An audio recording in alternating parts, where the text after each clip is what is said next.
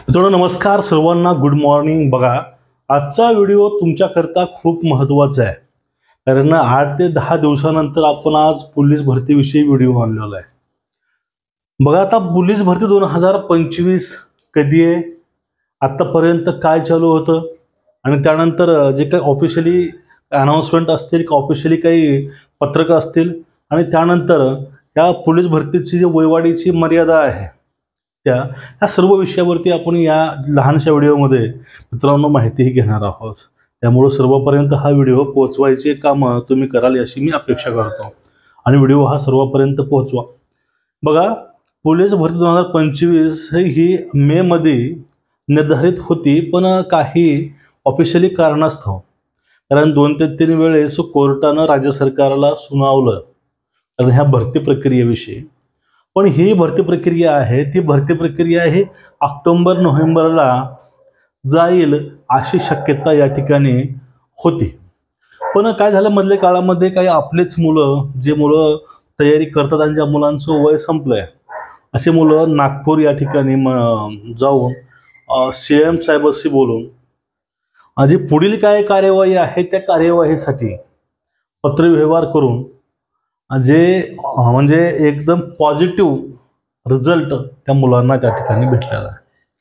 आता या ठिकाणी बघा, वयवाढीचा जो मुद्दा आहे तो वयवाढीचा मुद्दा त्यावेळेस DCM असताना, म्हणजे आता जे सीएम देवेंद्र फडणवीस यांनी त्यावेळेसच मित्रांनो दिला होता, पण त्यावेळेस सगळे फॉर्म भरून घेतले असल्यामुळं त्यावेळी ते फॉर्म थांबवून परत रिओपन करणं शक्य नव्हतं, त्यामुळं त्यावेळेस मुलांचा चान्स गेला।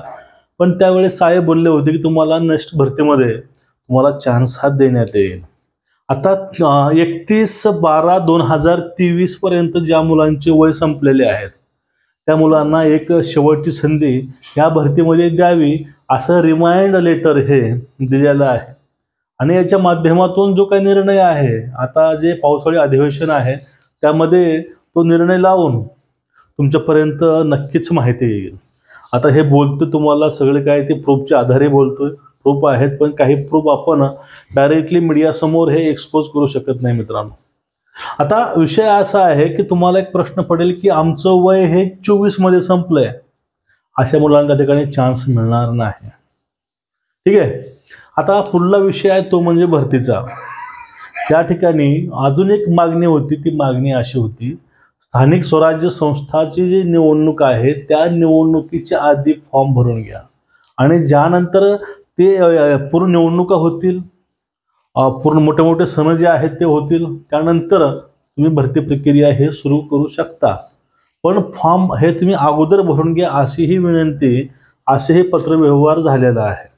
म्हणजे आता जे काही अधिवेशन होणार आहे जुलैमध्ये, पावसाळी अधिवेशन, त्यामध्ये हे काही जे गोष्टी आहेत ते आताच त्यांनी सांगितलेलं आहे की ह्या सगळ्या गोष्टी ह्या पटलावर येतील आणि चर्चा होऊन त्वरित निर्णय हा विधानसभेच्या जी आपली अधिवेशन आहे त्यामध्ये ह्या गोष्टी क्लिअर होतील, हे अशी अपडेट होती मित्रांनो। याचा अर्थ तुम्हाला समजून घ्या गोष्ट आहे, कारण पोलीस भरती ही 100% आहे, त्यामध्ये वाद काहीच नाही। पण काही मुलांना नाद सोडला असेल, काही मुलांना वाटलं असेल की आता काय खरं नाही, होईल तर बघू, तर अशा पोरांनी तयारीला लागा आणि एक शेवटचा चान्स म्हणून तयारी करा, मग तुमच्या हातामध्ये काहीतरी पडतं मित्रांनो। कारण आता पुढे बघू असं म्हणण्यामध्ये आपले आतापर्यंत वर्ष गेलेले आहेत। ही आजची अपडेट होती।